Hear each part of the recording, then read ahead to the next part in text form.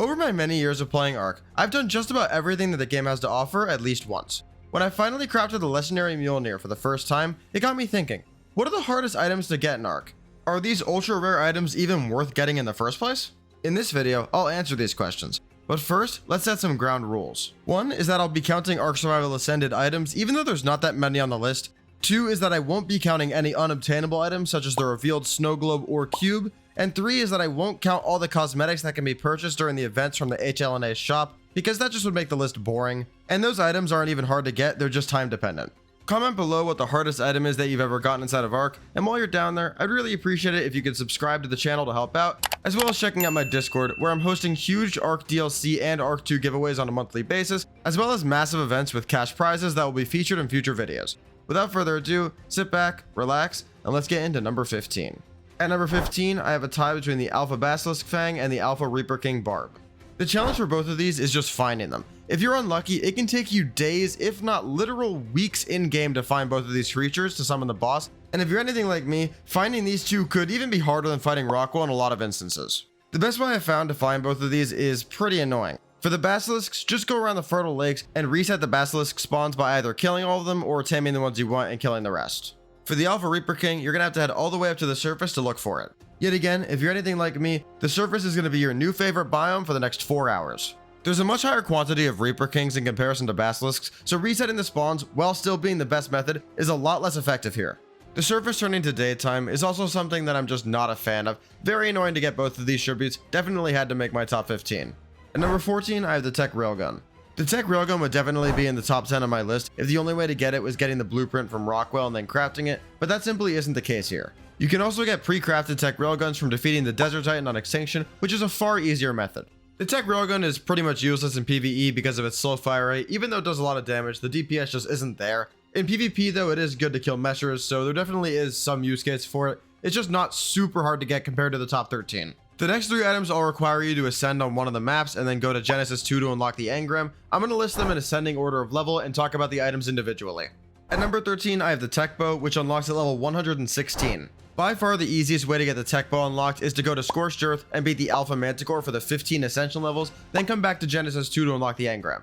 While I do think the Desert Titan and the Manticore are pretty similar in difficulty in terms of just a pure boss fight, the Manticore is definitely harder by a little bit and also way harder to summon in comparison to the Desert Titan because you need to do everything on the Scorched Earth map, including the caves, getting the Wyvern tributes and everything to fight the Manticore in comparison to the Desert Titan, which requires you to go through one cave, which includes the spawn area for it, as well as getting Corrupted Hearts and a few other easy tributes. Ascending on the alpha tier of a boss is definitely worth it for the Tek Bow and the next item on the list, because these two weapons that I'm about to talk about are really good. They're both easily top 10 weapons in the game, very versatile, and bring a lot to the table. The Tek Bow is personally my favorite tech weapon in the entirety of Ark, and in my weapons ranking video, I had the Tek Bow first because of how much versatility it had, how strong it was, and how viable it is at doing everything in the game that you need a weapon to do. Tranks, damage, insane range, it's all here with the Tek Bow, so yeah, super worth getting.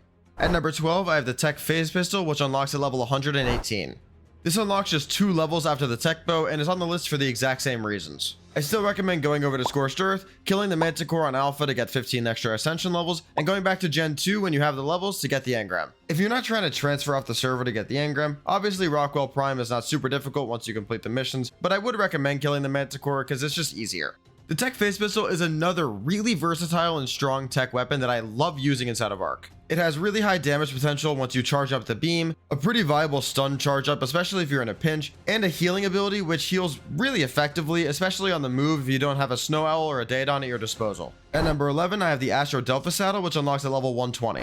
If I made this video 9 months ago, the Astro Delpha Saddle actually would not be on it at all. This is because originally when it came out, and up until very recently, you were actually able to find Astro Delpha saddles in white drops on Genesis 2, and you were able to use the saddle on the Astro Delphus without even ever learning the engram. This did end up getting changed though a few years after the map's launch, where nowadays you can't use the Astro Delphus saddle's advanced features without the engram. Once you have the Astro Delphus saddle, it's pretty good. It's basically a better Tropiognathus. The Astro Delphus has quieter jets, superior speed and firepower, more mobility, way better stamina. I mean, the stamina on this thing is so good that you pretty much don't notice it going down, and it can fly underwater, and I think it's the only flyer allowed on Gen 1, which is also a super nice trait. At number 10, I have the Tek Cloning Chamber. There's a lot of ways you can unlock the Tek Cloning Chamber, but all of them are pretty difficult.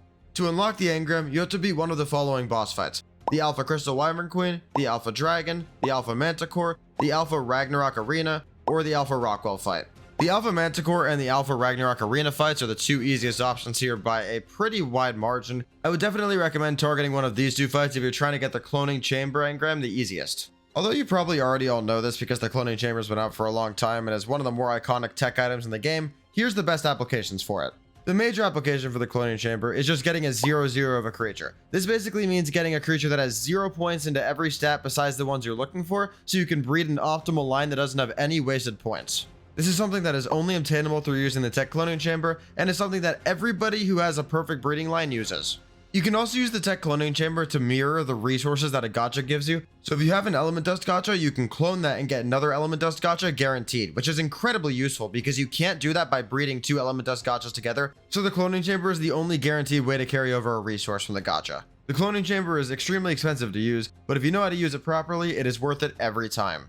At number 9, I have the Tek Shoulder Cannon. To unlock the Tek Shoulder Cannon, you have to beat the Beta Master Controller, which requires you to beat 168 out of 176 Beta missions. The general consensus on Gen 1 is that the Beta difficulty and the Gamma difficulty are nowhere near as tough as the Alpha, and while I do agree with that, I don't think the Beta is any slouch. The fact is, beating 168 Beta missions on Gen 1, followed by beating the Beta Master Controller, is way harder than anything I've previously mentioned on the list. So the last time I talked about the Tek Shoulder Cannon, I said it wasn't very good in PvE, which is true, and that in PvP it was okay, but not great. I was actually incorrect about this pretty severely.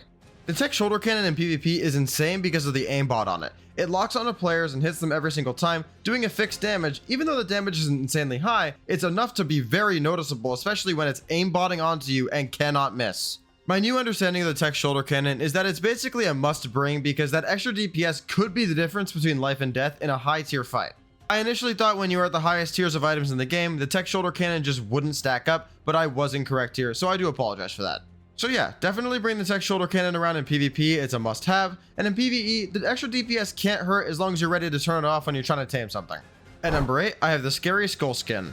Man, saying that name 5 times fast would suck. The Scary Skull Skin is unlocked from defeating Alpha Rockwell, and this can be pretty tough as a solo player to do.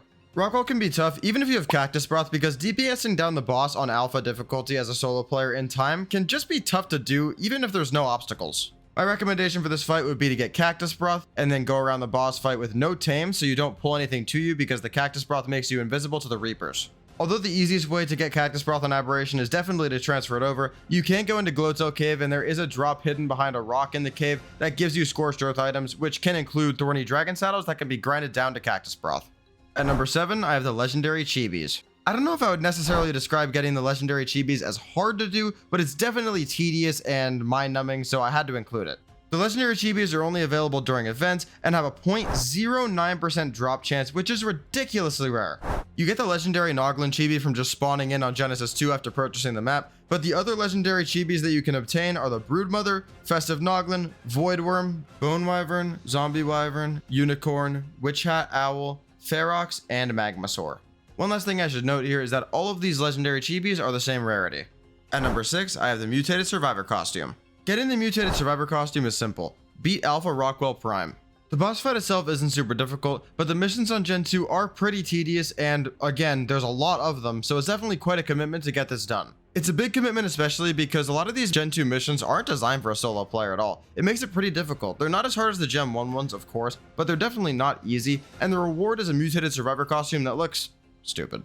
At number 5, I have the Tek Binoculars. You can get the Tek Binoculars after you beat the Alpha Overseer in Arc Ascended, and it's a really good item. You can see the stats on wild creatures before you tame them, they act as night vision goggles and as a spyglass at the same time, so it's really great. The only issue with the Tek Binoculars is you unlock them after you beat the Alpha Overseer, which is pretty much when most people stop playing, or at least when you don't really need to worry about the lines from wild creatures as much. I think this item would make a lot more sense in the natural progression of the map if you got it after the Megapithecus or the Broodmother, so you could use it to prepare for the harder 2 bosses. The reason I have this in 5th as opposed to 4th is because I think Arc Ascended is just simply an easier game than Arc Evolved. With that being said, I have the Tek ATV coming in at 4th on my list. To get the Tek ATV, you have to beat the Alpha Overseer on Arc Survival Evolved. The Tek ATV, it has a lot of character, it's a really cool concept, it's really fun to drive around.